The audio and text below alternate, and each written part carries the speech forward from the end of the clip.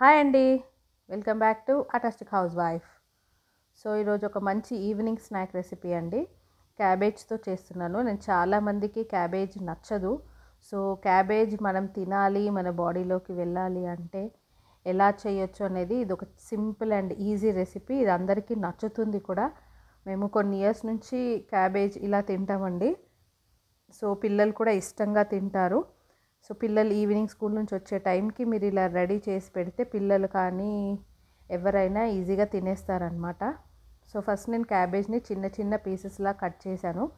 Cut చేసి పెట్టుకొని ఒక బౌల్లో వేసుకొని ఫస్ట్ దానికి సరిపడా ఉప్పు కారం వేసుకోవాలి. సో నేను తీసుకున్నది చిన్న సైజ్ క్యాబేజ్ అండి.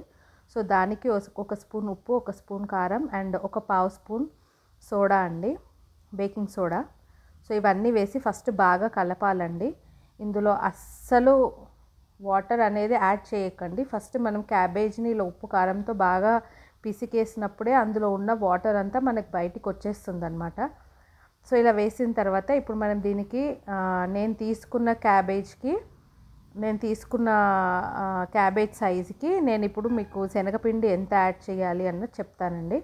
సో ఫస్ట్ నేను ఇప్పుడు తీసుకున్న క్యాబేజ్కి నేను ఒక 3 స్పూన్స్, అంటే మామూలు టీ స్పూన్ కాకుండా కొంచెం పెద్ద సైజ్ గరిట అంటాం కదా, అలాంటి దాంతో నేను ఒక 3 స్పూన్లు యాడ్ చేసుకున్నానండి. సో శనగపిండి మీరు కలిపిన తర్వాత మళ్ళీ కావాలంటే చూసుకోవచ్చు. మీకు పిండి తక్కువగా అనిపిస్తే కనుక మళ్ళీ కొంచెం శనగపిండి యాడ్ చేసుకోవచ్చు అండి. సో దానికి ఏం ప్రాబ్లం లేదనమాట. సో శనగపిండి యాడ్ చేయగానే వెంటనే కలిపేసేయండి. అండ్ ఇది నేను పట్టించిన పిండి కాదండి, కొనుక్కొచ్చిన పిండి. మనకు మామూలుగా సూపర్ మార్కెట్లో దొరుకుతుంది కదా, సో అదే పిండి. అంటే యాక్చువల్గా మేము పట్టిస్తాము, బట్ ఇప్పుడు ప్రెజెంట్ పట్టించిన పిండి లేదనమాట. సో అందుకే నేను సూపర్ మార్కెట్లో నుంచి తెచ్చిన పిండే నేను మీకు యాడ్ చేసి చూపిస్తున్నాను. సో వాటర్ కూడా మనం బజ్జీల పిండి కలిపినట్టుగా ఒకేసారి వేయకుండా, మన క్యాబేజ్లో ఆల్రెడీ వాటర్ కంటెంట్ ఉంటుంది కాబట్టి కొంచెం కొంచెంగా యాడ్ చేసుకుంటూ వాటర్ కలిపి చూసుకోండి. సో ఇప్పుడు నేను మీకు వీడియోలో చూపిస్తున్నట్టుగా కొన్ని వాటర్ యాడ్ చేసి కలపండి.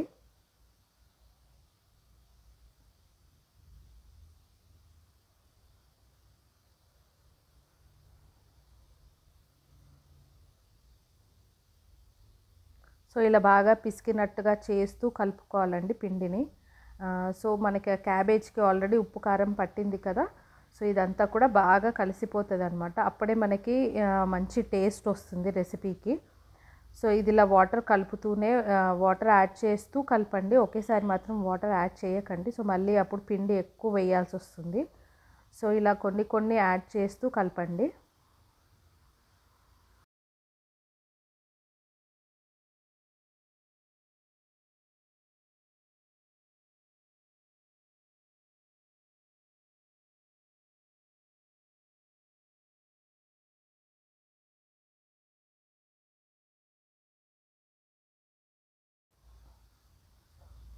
ఇలా పిండంతా కలిపేసిన తర్వాత ఒక 1/2 అవర్ పక్కన పెట్టేయండి.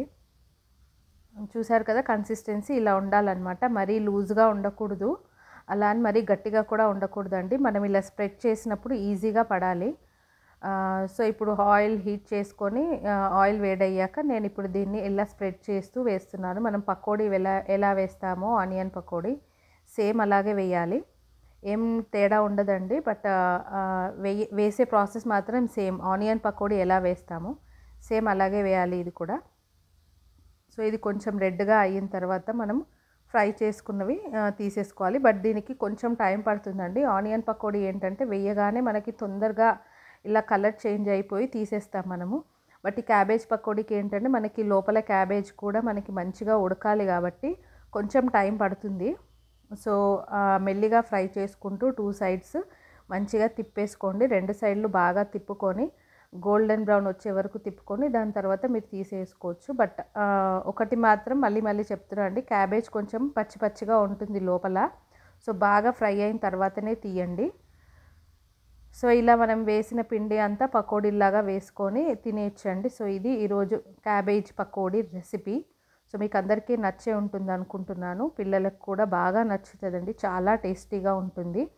పిల్లలు కూడా మళ్ళీ కావాలి అని అడుగుతారు. అండ్ క్యాబేజ్ తినని పిల్లలకి ఈ రెసిపీ బాగా పనికొస్తుంది. Now don't forget to like, share and subscribe my channel.